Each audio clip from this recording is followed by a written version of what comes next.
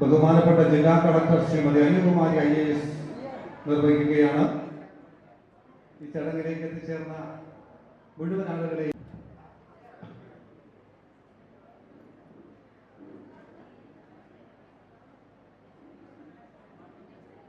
ഗ്രാമപഞ്ചായത്തിന്റെ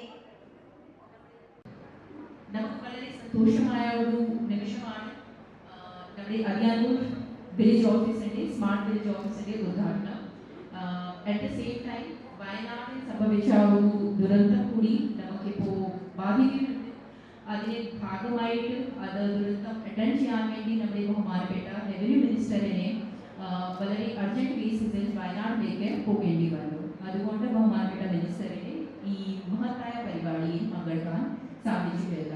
അപ്പോൾ നമ്മൾ എല്ലാവരും ഹോപ്പ് ചെയ്യുന്നുണ്ട് ദാറ്റ് വിത്ത് മിനിമൽ കാഷ്വാലിറ്റി നമ്മുടെ വയനാടുള്ള ദുരന്തം പാസ്സാകട്ടെ and we are immediately able to address the needs of the impacted people in Wayanad. തോന്നുന്നില്ല this is not the platform for that.